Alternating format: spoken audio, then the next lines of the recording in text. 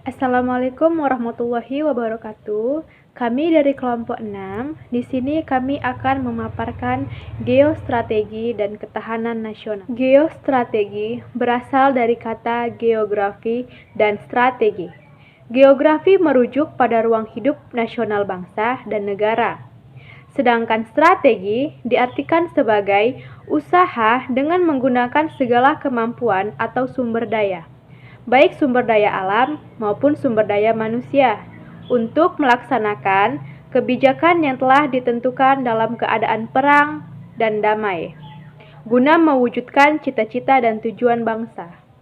Adapun tujuan dari geostrategi dan ketahanan nasional, yang pertama adalah menegakkan hukum dan keadilan.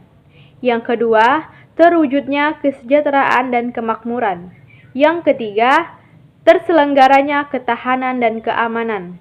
Yang keempat, tersedianya kesempatan rakyat untuk mengaktualisasikan diri. Yang kelima, terwujudnya keadilan hukum dan keadilan sosial. Selanjutnya, kita akan membahas apa sih ketahanan nasional. Nah, ketahanan nasional adalah kemampuan suatu bangsa untuk mempertahankan persatuan dan kesatuan bangsanya dari segala ancaman, tantangan, dan hambatan yang ada, baik dari luar negeri maupun dalam negeri, baik yang langsung maupun yang tidak langsung, yang dapat membahayakan identitas. Nah, lalu apa pentingnya ketahanan nasional bagi sebuah negara? Ketahanan nasional sangat penting bagi sebuah negara dalam menanggapi ancaman, tantangan yang ada. Jiwa ketahanan nasional adalah persatuan dan kesatuan, sedangkan sebuah negara dapat bertahan jika ada kesatuan dan persatuan dalam negara itu. Sehingga dapat disimpulkan bahwa sebuah negara dapat bertahan jika memiliki ketahanan nasional. Saya akan menjelaskan tentang unsur ketahanan nasional. Terdapat dua unsur ketahanan nasional. Yang pertama, Trigatra, bersifat kehidupan alamnya, yaitu gatra letak geografi Indonesia, memberikan gambaran tentang bentuk ke dalam dan keluar, menampakkan corak, wujud, dan situasi lingkungan yang berhubungan timbal balik antara negara dengan lingkungannya. Gatra keadaan dan kekayaan alam, seperti flora dan fauna. Gatra keadaan dan kemampuan penduduk, jumlah, komposisi, dan distribusi. Kedua, Pancagatra, kehidupan sosial, yaitu gatra ideologi, mengandung konsep dasar tentang kehidupan masyarakat yang diciptakan. Gatra politik, menetapkan alokasi nilai di sektor pemerintahan dan kehidupan politik masyarakat. Gatra ekonomi seperti sumber daya alam, tenaga kerja, modal, dan teknologi. Gatra sosial budaya yaitu tradisi, pendidikan, dan kepribadian.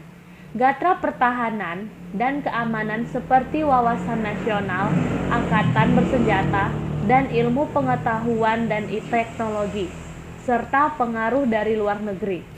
Selanjutnya, ancaman, tantangan, hambatan, gangguan yang dapat membahayakan negara. 1. Ancaman bersifat merombak dan merubah kebijaksanaan, baik bersifat militer maupun non-militer, berasal dari dalam maupun luar negeri. Contohnya, kasus narkoba dari ancaman non-militer yang bisa berasal dari luar maupun dalam negeri. Kedua, tantangan bersifat mengunggah kemampuan, contohnya percobaan inovasi ASI, korupsi, kolusi, nepotisme, serta kriminalitas. Ketiga, hambatan bersifat melemahkan, berasal dari dalam diri sendiri, contohnya sikap fanatik terhadap golongan. Yang terakhir, gangguan bersifat melemahkan, berasal dari luar, contohnya posisi geografis Indonesia yang terletak di antara pertemuan 3 titik lempeng bumi, sehingga menyebabkan Indonesia rentan terhadap gempa bumi. Yang pertama, saya akan membahas tentang asas ketahanan nasional. Asas ketahanan nasional itu berarti tata laku yang didasari nilai-nilai yang tersusun berdasarkan Pancasila, Undang-Undang Dasar 1945. Dan wawasan Nusantara itu terdiri dari 4. Yang pertama yaitu asas kesejahteraan dan keamanan.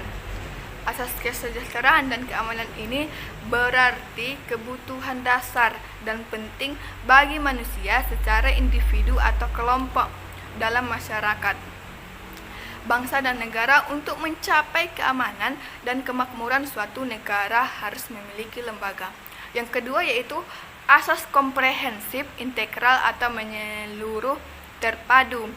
Maksudnya ini adalah seluruh kehidupan bangsa secara utuh dan menyeluruh adalah bagian dari sistem kehidupan nasional tersebut. Yang ketiga yaitu asas mawas ke dalam, mawas keluar. Artinya asas ketahanan nasional yang bisa menyeimbangkan antara kehidupan internal di dalam agar lebih mandiri. Yang keempat yaitu asas kekeluargaan, berarti mencerminkan kesadaran dari hari untuk berpartisipasi. Fungsi ketahanan nasional. Adapun fungsi ketahanan nasional ini ada 3. Yang pertama adalah sebagai daya tangkap untuk menangkal segala bentuk ancaman, gangguan, hambatan dan tantangan terhadap identitas, integritas, eksistensi bangsa bernegara. Yang kedua yaitu pengarah bagi pengembangan potensi kekuatan bangsa dalam bidang ideologi, politik, ekonomi, sosial, budaya, dan pertahanan keamanan sehingga tercapai kesejahteraan rakyat. Yang ketiga yaitu pengaruh dalam menyatukan pola-pola pikir, pola tindakan, dan cara kerja interaktor antar sektor untuk mencapai tujuan nasional guna mewujudkan masyarakat adil dan makmur. Sifat ketahanan nasional. Sifat ketahanan nasional ini memiliki 4 sifat. Yang pertama yaitu mandiri, yaitu percaya pada kemampuan dan kekuatan sendiri. Yang kedua yaitu dinamis, berarti ketahanan nasional tidaklah tetap, dapat meningkat dan menurun, tergantung situasi dan kondisi bangsa negara serta lingkungan strategisnya. Yang ketiga yaitu wibawa. Makin tinggi tingkat ketahanan nasional, makin tinggi pula nilai kewibawaan dan tingkat daya tangkal yang dimiliki oleh bangsa dan negara. Yang keempat adalah konsultasi dan kerjasama.